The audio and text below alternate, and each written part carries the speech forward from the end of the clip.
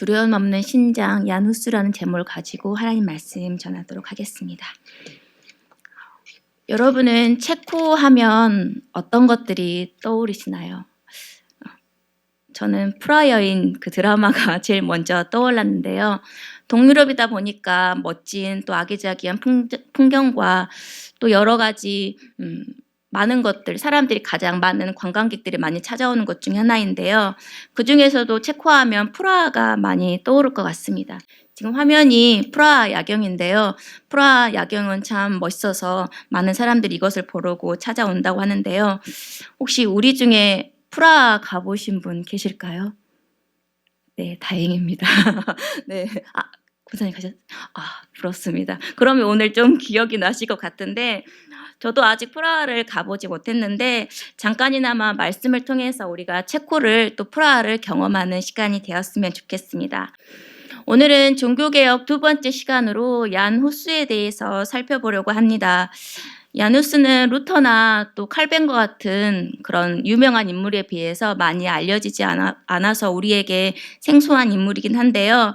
그렇지만 그는 체코 사람들이 가장 존경하는 인물 1위에 뽑히고 그 때문에 종교개혁자들이 많이 영향을 받았기 때문에 사람들이 많이 기억하는 또 중요한 인물로 거론되기도 합니다.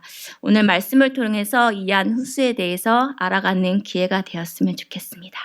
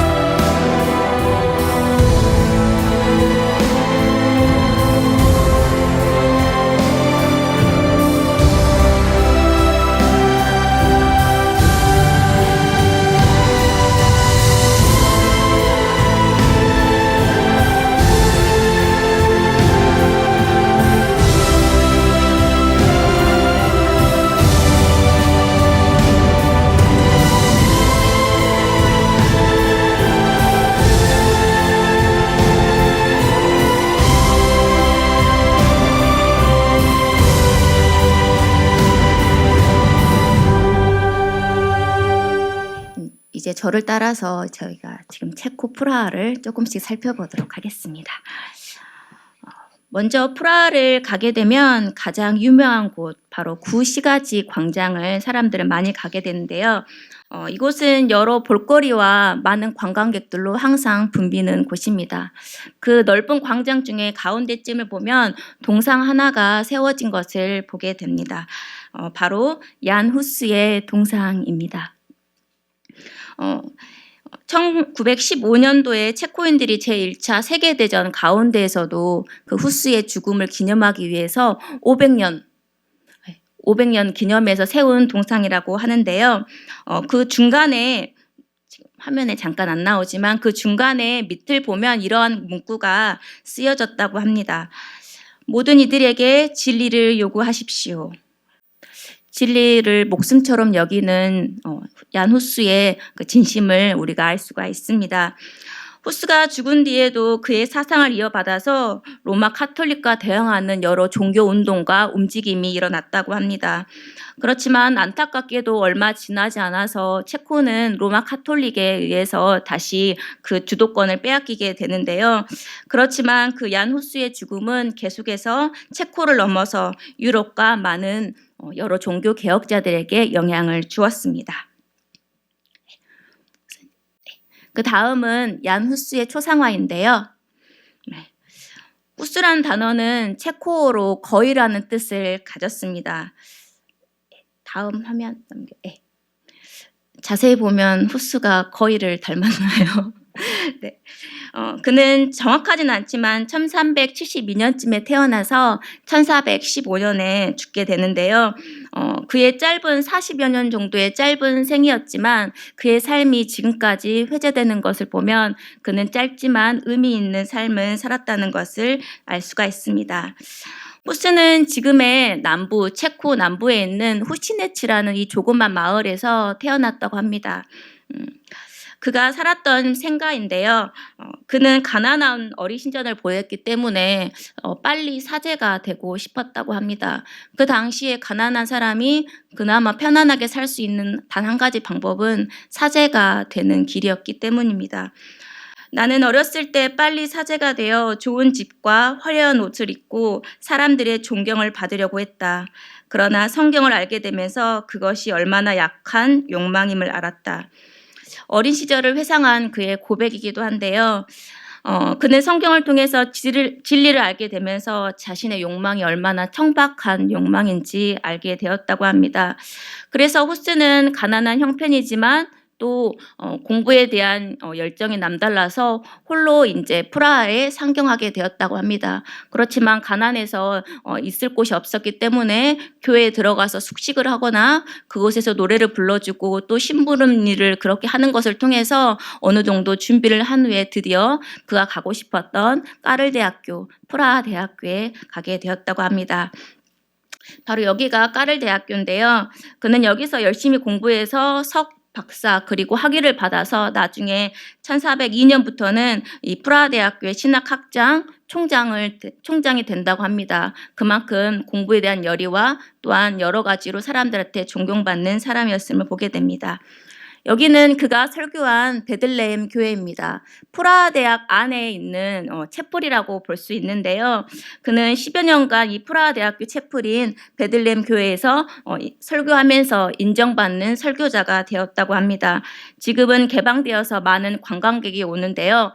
그곳의 내부를 잠깐 살펴보면 당시에는 그 당시 성당에는 많이 헌금을 내고 또 계급 순으로 앉아있기 때문에 우리가 잘 알고 있는 것처럼 긴 직사각형으로 거의 교회가 지어졌는데 여기 베들레헴 교회는 그것을 거부하고 모든 사람이 평등하게 앉을 수 있게 정사각형으로 지어졌다고 합니다. 그리고 벽 내부를 보면 당시 글을 잘 모르는 대중이 쉽게 이해할 수 있도록 그림이나 또 체코어로 된 성경하고 찬송가를 이렇게 벽면에 붙여서 사람들이 그곳을 친숙하게 또 예배드릴 수 있게 했다고 합니다.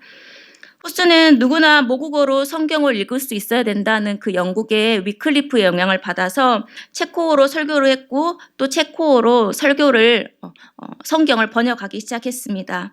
그리고 그의 모국어로 말씀을 들은 이 체코 사람들은 그 말씀을 듣고 그 가슴 속에 하나님의 말씀으로 불씨가 지펴졌다고 합니다. 또한 후스는 설교 시간에 성직 맹매나 또 면죄부를 판매하는 것, 이렇게 로마 카톨릭 교회와 교황권에 대해서 반대하는 이런 설교들을 서슴없이 했다고 합니다. 그는 성경의 권위는 교황보다 위에 있다. 또 성경에 기록되지 않는 교리는 진리가 아니다라고 이렇게 외쳤다고 합니다. 그리고 사제에 의해서만 빵만 받았던 그것을 거부하고 성찬할 때에는 빵과 포도주와 함께 주는 이 이종 성찬을 주장했다고 합니다. 이렇게 후스가 사람들로부터 유명해지기 시작하자 교황과 왕은 그를 주목하기 시작했습니다. 바로 앞선 위클리프가 이단으로 선고받았기 때문에 교황은 후스에게 위클리프의 사상을 전하거나 또 교황과 반대되는 그 말을 전하지 못하게 하라고 명령했습니다. 그러나 후스는 그것에 멈추지 않고 계속 저항해서 말씀을 전하게 됩니다. 결국 이로 인해서 교황과 교회로부터 추방을 당하게 되고 또 프라하에서는 설교를 그동안 못하게 하는 그런 금지 명령을 받게 되었습니다. 그래서 2년 동안 지방에 피해 있으면서 그렇지만 그곳에서도 멈추지 않고 설교를 사람들에게 선포하고 또 책을 쓰는 집필 활동을 계속하게 됩니다.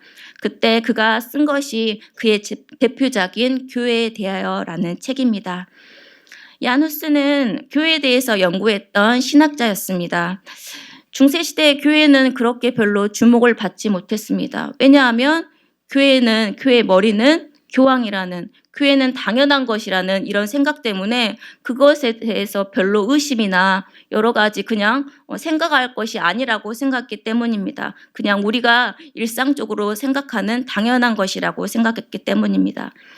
그러나 교회에 대해서 또 교황에 대해서 점차 반대되는 생각이 커지게 되면서 그러면 성경에서는 교회에 대해서 어떻게 정의하고 있나, 이에 대한 생각이 계속해서 관심이 커졌고 이것은 종교개혁의 가장 주된 관심사가 되었습니다.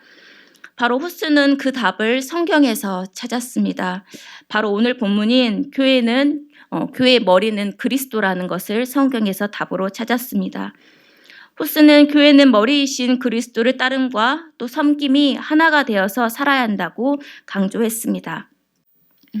결국 이것 때문에 후스는 콘스탄츠 공의하에서 소환되게 됩니다. 후스는 공의회로부터 아무 일도 없을 것이라는 그 약속을 받고 그 멀리 있는 유배지에서 이 독일에 있는 콘스탄츠로 왔지만 도착하자마자 너가 바로 이단이기 때문에 우리가 감옥에 넣어도 상관없다는 이 말과 함께 감옥에 바로 들어가게 됩니다. 이 공의회는 악명 높은 공의회였는데요. 바로 아까 언급했던 위클리프도 먼저 죽었던 위클리프도 다시 이곳에서 그 무덤을 파헤치는 선고까지 받게 되는 공의회인데요. 이곳에서 후스는 나중에 화형을 당하는 이 선고를 받게 됩니다. 얀 후스가 8개월 동안 감옥에 있게 되면서 죽기 전에 남긴 기도문이 이렇게 남아 있는데요. 그것을 제가 잠깐 읽어드리도록 하겠습니다. 가장 거룩하신 주님, 저는 비록 약하지만 주님의 뒤를 따를 수 있게 이끌어 주소서. 제 영혼을 강건하게 하시고 기꺼이 감당하게 하소서. 만약 제 육신이 약하거든 주님의 은혜를 앞장 세워 주소서. 주님의 은혜가 주님과 저 사이에 그리고 제 뒤에 따르게 하소서. 주님이 아니시면 잔인한 죽음을 감당하기 어렵습니다. 제가 두려움 없는 심장과 올바른 신앙을 그리고 요동치지 않는 소망과 주님의 완전한 사랑을 주셔서 주님을 위해 인내와 기쁨으로 제 생명을 바치게 하소서. 제가 이것을 보면서 오늘 제목을 두려움 없는 심장 얀 후스라고 지었는데요. 이 그림은 바로 이제 얀 후스가 바로 1415년 7월 6일에 화형을 당하는 장면입니다. 화형대에 불을 지피기 전에 지금까지 너가 교황에 대해서 반대되는 말을 다시 번복한다면 다시 생명을 살려주겠다는 이런 말을 들었음에도 그는 진리를 위해서 기꺼이 죽는다고 했습니다. 그리고 그 유명한 마지막 말을 남겼는데요. 오늘 당신들은 볼품없는 한 마리의 거위를 불에 태우지만 100년이 흐른 뒤에 영원히 태울 수 없는 백조가 나타날 것이다. 마치 후스는 100년 뒤를 예언한 것처럼 이 거위의 죽음 후에 100년 후에 백조인 루터가 나타나게 됩니다. 이렇게 후스가 순교하고 그의 사상을 계승한 후스파가 루터와 칼빈과 찌빙글리에게 또 영향을 주게 됩니다.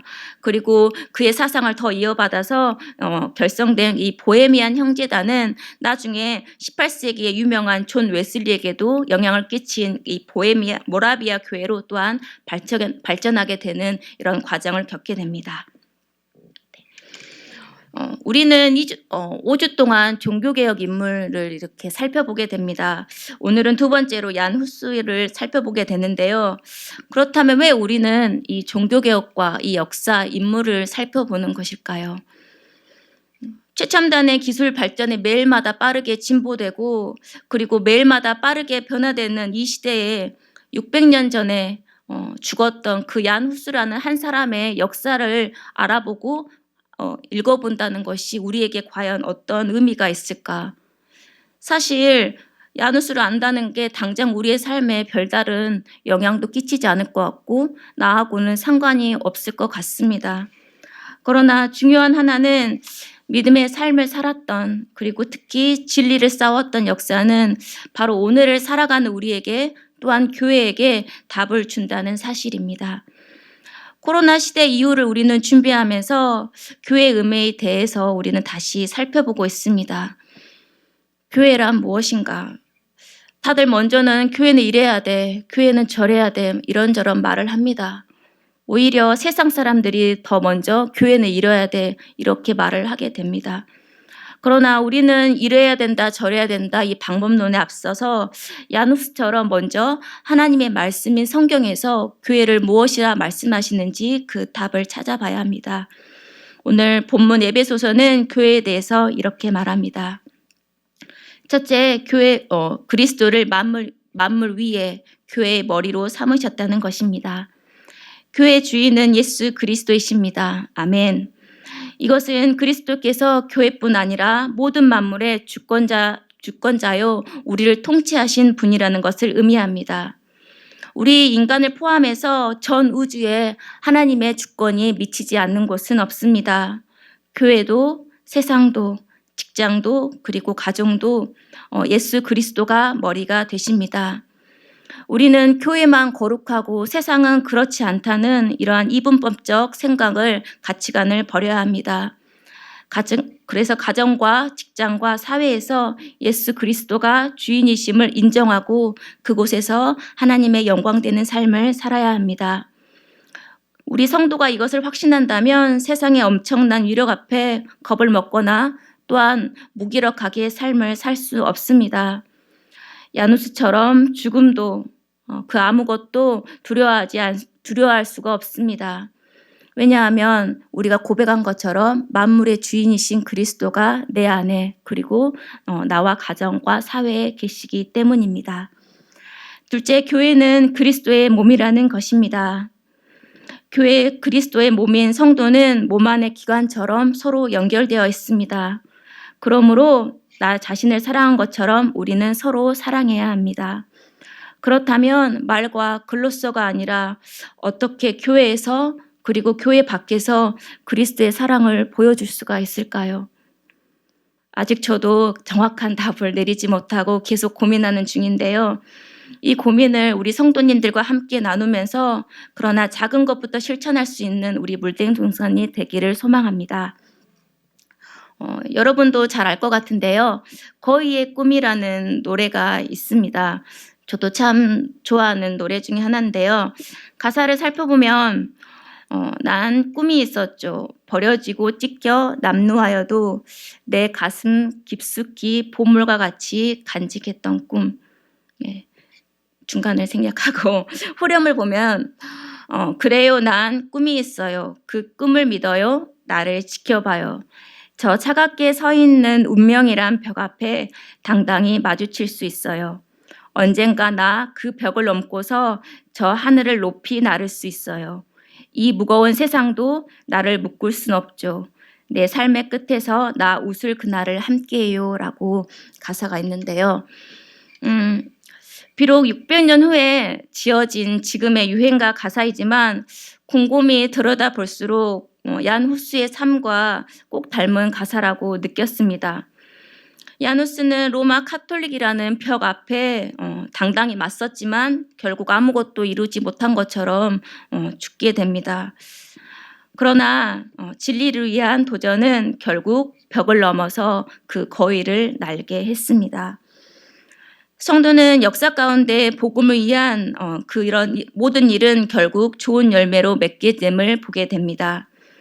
그 일을 이루기 위해서 비웃음과 또한 사람들의 멸시와 천대는 우리는 참을 수 있습니다. 성도는 말씀을 의지하면서 비록 자신의 때가 아니더라도 하나님의 선하신 때에 반드시 하나님의 계획은 이루어질 것이라는 믿음을 갖습니다. 저는 바로 신앙의 힘, 믿음의 힘이 바로 여기에 있다고 봅니다. 요한복음 12장 24절에서 예수님께서는 밀알 하나가 땅에 떨어져서 죽지 않으면 한 알 그대로 있고 죽으면 많은 열매를 맺는다고 말씀하셨습니다. 이 말씀은 예수님께서 예루살렘에 입성하시고 마지막 십자가에 죽으시기 전 하셨던 말씀입니다. 말씀대로 예수님께서 먼저 밀알이 되셨고 그 뒤를 따라 수없이 많은 믿음의 선배들이 밀알이 되셨습니다. 그리고 우리는 그 열매를 지금 먹고 있습니다. 그리고 열매를 먹은 우리는 다시 밀알이 되어야 합니다. 그러나 겁먹은 분들이 계신 것 같은데, 그러나 겁먹지 마십시오. 이는 누구나 다 이 말처럼 순교해야 된다는 것이 아니라 그 마음, 그 정신을 우리가 가지고 살아야 한다는 것일 것입니다. 지난주 아침 온라인 예배 때 목사님 설교 제목이 사실 입구만 좁을 뿐입니다 라는 말씀 제목이 있었습니다. 기억하실까요? 그렇습니다. 믿음의 사람은 입구만 좁을 뿐 가야 하는 길이 있습니다. 야누스는 이 길을 먼저 걸어갔고 그 길 끝에서 우리 또한 그 길을 오기를 기다리고 있습니다. 비록 부족하지만 저와 여러분이 포기하지 않고 예수님께서 먼저 가시고 신앙의 선배들이 남긴 그 발자국을 따라가기를 예수님의 이름으로 축복합니다.